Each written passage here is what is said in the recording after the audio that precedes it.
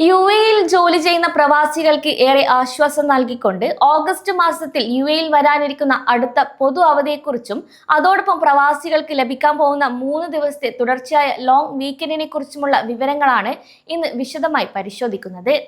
ജോലി തിരക്കുകളിൽ നിന്ന് മാറി നിൽക്കാനും കുടുംബത്തോടൊപ്പം സമയം ചിലവഴിക്കാനും അല്ലെങ്കിൽ ചെറിയ യാത്രകൾ പ്ലാൻ ചെയ്യാനും ആഗ്രഹിക്കുന്ന പ്രവാസികൾക്ക് ഈ ഒരു അവധി ഏറെ പ്രയോജനപ്പെടും.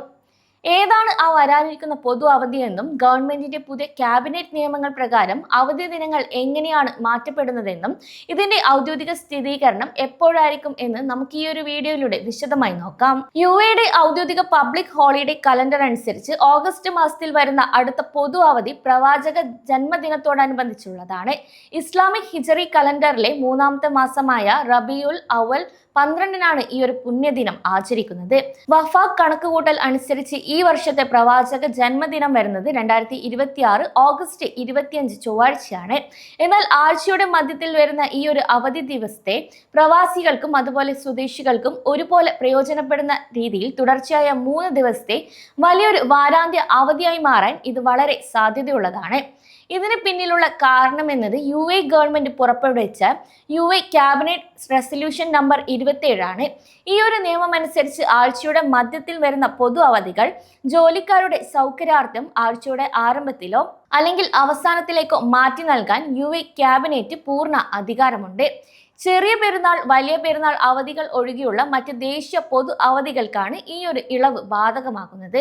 അതുകൊണ്ട് ഓഗസ്റ്റ് 25 ചൊവ്വാഴ്ച വരുന്ന അവധി തൊട്ടു മുൻപുള്ള ഓഗസ്റ്റ് 24 തിങ്കളാഴ്ചയിലേക്ക് മാറ്റി പ്രഖ്യാപിക്കാൻ ഗവൺമെന്റ് നടപടി സ്വീകരിക്കുന്നതിനുള്ള സാധ്യത ഇവിടെ കൂടുതലാണ്. അങ്ങനെയാണെങ്കിൽ ശനിയാഴ്ചയും ഞായറാഴ്ചയും വാരാന്ത്യ അവധി ലഭിക്കുന്നത് പ്രവാസികൾക്ക് ഓഗസ്റ്റ് 22, ഓഗസ്റ്റ് 23, 24 എന്നീ തീയതികളിൽ തുടർച്ചയായ 3 ദിവസത്തെ അവധി ലഭിക്കും. ഈ ഒരു അവധി ആർക്കൊക്കെയാണ് ബാധകമാകുന്നതെന്ന് ചോദിച്ചാൽ യുഎഇയിലെ ഗവൺമെന്റ് പ്രവാസികൾ ഭൂരിഭാഗവും ജോലി ചെയ്യുന്ന പ്രൈവറ്റ് സെക്ടറിലും ഒരുപോലെ ഈ ഒരു ശമ്പളത്തോടു കൂടിയ പൊതു അവധിയായിരിക്കും കിട്ടുക. കൂടാതെ ദുബായ്, അബുദാബി, ഷാർജ ഉൾപ്പെടെ 7 എമിറേറ്റുകളിലെയും സ്ഥാപനങ്ങൾക്ക് ഇത് ബാധകമായിരിക്കും.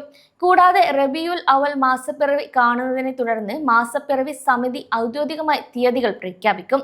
ഇതിന് പിന്നാലെ തന്നെ മാനവവിഭവശേഷി സ്വദേശിവൽക്കരണ മന്ത്രാലയം സ്വകാര്യ മേഖലയ്ക്കുള്ള അവധി സർക്കുലർ ഔദ്യോഗികമായി പുറത്തിറക്കുകയും ചെയ്യും. ഇനി ഈ ഒരു പൊതു അവധിയിൽ കമ്പനി നിങ്ങളെ കൊണ്ട് ജോലി ചെയ്യിച്ചാൽ നിങ്ങളുടെ നിയമപരമായ അവകാശങ്ങൾ എന്തൊക്കെയാണെന്ന് കൂടി അറിയാം.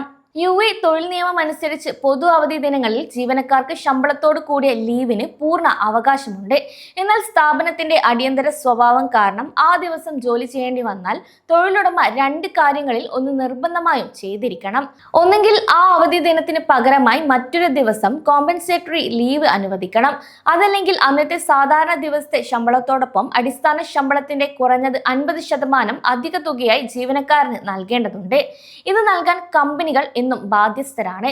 ഓഗസ്റ്റ് മാസത്തിലെ ഈ ഒരു പൊതു അവധി കഴിഞ്ഞാൽ പിന്നെ പ്രവാസികളെ കാത്തിരിക്കുന്ന ഈ വർഷത്തെ അവസാനത്തെ പബ്ലിക് ഹോളിഡേ എന്നത് ഡിസംബർ മാസത്തിലെ യുഎഇ ദേശീയ ദിനമാണ്. ഡിസംബർ 2, ഡിസംബർ 3, ബുധൻ, വ്യാഴം എന്നീ തീയതികളിൽ ലഭിക്കുന്ന ഈ ഒരു അവധി കൂടി ചേരുമ്പോൾ 2026 പ്രവാസികൾക്ക് മികച്ച ഒരു അവധിക്കാലമാണ് ലഭിക്കുന്നത്. അതിനാൽ ഓഗസ്റ്റിലെ ഈ ഒരു 3 ദിവസത്തെ ലോങ് വീക്കെൻഡ് മുൻകൂട്ടി കണ്ട് നിങ്ങളുടെ യാത്രകളും കുടുംബപരമായ ആവശ്യങ്ങളും വിശ്രമ വേളകളും കൃത്യമായി തന്നെ പ്ലാൻ ചെയ്തോളൂ.